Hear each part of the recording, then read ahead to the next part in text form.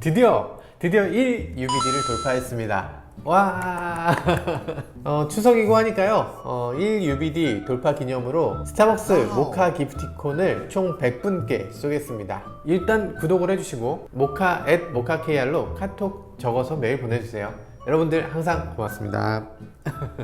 네, 안녕하세요, 김한영입니다. 우리가 예전부터 테슬라 보면서 항상 했던 말이 있습니다. 야, 그거 안 될 거야. 그거 시기상조야. 그러다가 테슬라가 갑자기 잘 팔리게 됐죠. BMW, 벤츠, 아우디 통틀어서 미국에서 가장 많이 팔리는 럭셔리카입니다. 이제는 뭐 이렇게 차종으로 비교하는 게 아니라 이젠 벤츠 C클래스, E클래스, CLS, BMW 2시리즈, 3시리즈, 4시리즈 뭐 이렇게 이걸 죄다 합쳐서 모델 3 하나랑 비교를 하고 있어요. 그렇게 해도 모델 3가 더 많이 팔린다는 거죠.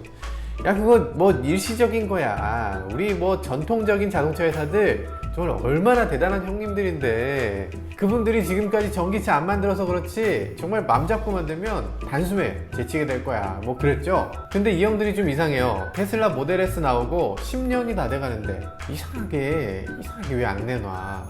일론 머스크가 뭐 답답해서 그런 건지 뭐 야, 우리가 특허 다 없애줄 테니까 그냥 그대로 베껴서 다 같이 덤벼 뭐 이랬어요.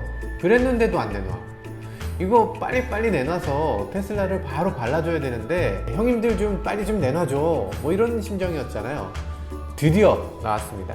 타이칸, 업계의 가장 큰 형, 정말 믿고 있던 포르쉐 형이 드디어 내놨어요.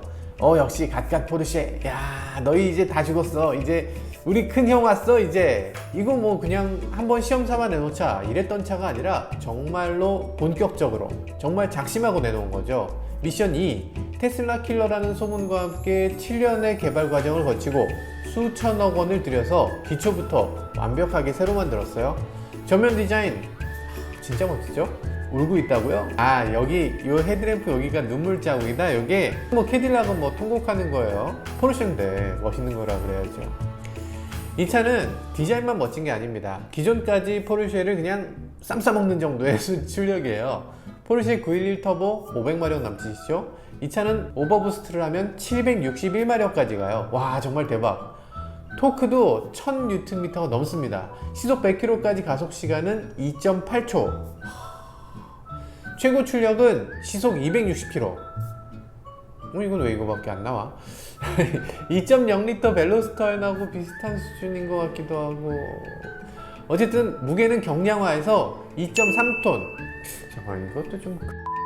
충전 전력은 270kW. 야, 이건 정말 압도적인 충전 시간을 기록하겠는데요. 보통 자동차가 1시간 동안 충전해야 된다면 이 차는 한 20분 충전하면 되는 거죠. 급속 충전 중에 그동안 가장 빠른 게 테슬라였죠. 기존 슈퍼차저가 120kW라고 해서 엄청 강력한 거였거든요. 근데 그 2배 아니지. 근데 테슬라가 최근에 이제 슈퍼차저를 하나 업그레이드 했습니다. 이거는 250kW네요. 비슷한데? 그런데 니로, 아이오닉 같은 전기차들 100W 충전이 되거든요. 근데 실제로 100W 충전을 하는 경우는 거의 없습니다. 전기 공급이 좀 딸려서요. 우리나라에 있는 급속 충전기 대부분은 50W입니다. 100W 충전을 못 하는데 120kW 테슬라 슈퍼차저 보시면 뭐가 굉장히 거창하거든요. 120kW로 동시에 여러 대가 충전하는 시설을 만들려면 절대로 만만한 전력 시설이 아닌 겁니다. 그런데 270kW짜리 충전기는 대체 누가 만들 수 있을까요? 일단 가정용 전기는 이런 게 없어요. 공용 충전소에서 설비를 갖춰야 되는 건데 테슬라 충전 시설도 굉장히 거창한데 그거보다 2배 큰 전기를 끌어올 수 있을까요? 몇 억짜리 타이칸을 몇 대나 판다고 전력망을 새로 깔 수 있을까요? 어쩌면 쓰지 않을 기능을 상징적으로만 만들어 놓은 건가? 물론 그건 아닙니다. 현대차 그룹도 이번에 KS 급속 충전을 추진하고 있거든요. 이게 용량이 단번에 350kW급으로 간대요. 게다가 현대차가 유럽 아이오니티라는 회사에도 투자를 하는데 이 아이오니티가 바로 350kW를 추진하는 회사입니다. 기존의 폭스바겐 그룹, 그러니까 포르쉐를 포함한 거죠. 여기에 포드, 벤츠, BMW에 이어서 현대차가 5번째 투자사가 됩니다. 각 회사가 20%씩 지분을 갖고 있는 구조예요. 현대차도 이 아이오니티 망을 함께 쓰겠다라는 건데 이미 서유럽의 상당 부분을 커버하고 있고요.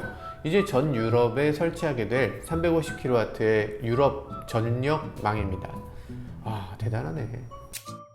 제가 또 지금 쓸데없는 얘기를 하고 있네요. 사실 이 아이오니티는 조만간 단 5분 충전하고 100km까지 달릴 수 있게 되는 망입니다. 이게 포르쉐 타이칸만 그런 게 아니고 현대차가 내놓는 새로운 포니 전기차, 아니면 리마츠와 공동으로 개발 중인 새로운 전기 스포츠카도 결국에는 이 망을 사용하고 이렇게 빠른 속도로 충전할 수 있게 된다는 거죠. 자, 그러면 타이칸이 7년 전에 나온 테슬라 모델 S하고는 엄청난 차이가 있겠죠. 가격도 테슬라가 한 1억 원이다 라고 하면 얘는 한 1억 8천만 원쯤 하는 차니까 어떤 차이가 있는지 한번 볼까요? 모델 S의 제로백은 2.4초. 뭐야 이거, 테슬라가 더 빨라? 테슬라가 사실 테슬라가 수시로 업그레이드를 했잖아요. 모델 S P100D는 재작년에 나왔어요. 사실 그렇게 오래된 차라고 할 수는 없죠. 여튼 새로 나온 포르쉐가 가격은 거의 2배인데 기존 테슬라보다 느리다는 건 좀 이해가 안 되는 부분입니다. 최고 속도가 1km 더 느리고 제일 나쁜 건 전비예요. 그러니까 가솔린 차로 치면 연비, 테슬라에 비해 전비가 많이 떨어집니다. 왜 이런 일이 생기는지 다들 궁금해하고 있어요. 포르쉐는 2단짜리지만 변속기도 들어있고요, 무게도 더 가볍고요, 스펙상으로 모든 면에서 더 앞서 있거든요. 그런데 왜 지는가? 포르쉐가 작정하고 만든 차를 보니까 이거 뭐지? 이거 테슬라가 전기차에 대한 남모를 노하우가 있었던 건가? 이렇게 좀 놀라고 있는 거죠. 이번에 타이칸이 나오니까 이런 영상도 나왔습니다. Das war ein Befehl! Der Angriff Steigers war ein Befehl! Wer schickt Sie? Dass Sie es wagen, sich meinen Befehl zu widersetzen! So weit ist es also gekommen. Der Militär hat mich belogen! Jeder hat mich belogen, sogar die SS! Sie, meine Herren, glauben, dass ich deswegen Berlin verlasse. 아니, 이 영상 짤 정말 만능 아닙니까? 아무데나 다 맞아. 네, 여러가지 비난이 우려됐는지 포르쉐는 처음부터 대놓고 테슬라를 겨냥해서 여러가지 멘트를 내놨습니다. 테슬라가 포르쉐를 겨냥하는 건 그렇다 쳐도 포르쉐가 테슬라를 공격하는 건 좀 희한한 일이네요. 포르쉐는 여러 번 주행해도 똑같은 속도를 낸다면서 26번을 반복해서 0, 200을 테스트했어요. 테슬라는 급가속을 여러 번 하면 보호 모드로 들어가거든요. 그리고 테슬라는 루디크러스 모드라고 해서 최고 출력을 내는 모드로 출발하기 전에 막 원기옥으로 기 모으는 것 같이 이렇게 대기 시간이 있는데 아마 그걸 좀 지적한 것 같아요. 그러면서 포르쉐는 뉘르부르크링 주행 시간을 발표했어요. 7분 42초. 와, 이건 정말 대박 아닙니까? 8분 이내로 들어가는 것만 해도 대단한 건데 기존 포르쉐 911, 그러니까 997의 GT3보다 더 빠른 기록입니다. 가만, 그런데 저기 잘 보면 르노 메간 RS 트로피 R이 그 위에 있어요. 형은 여기 도대체 왜 나와? 르노 형이 지금 형들 싸우는데 왜 들어가 있어요? 가만 보니까 르노 메간 R은 여기 있는 다른 어떤 차하고도 달라요. 1.8L거든요?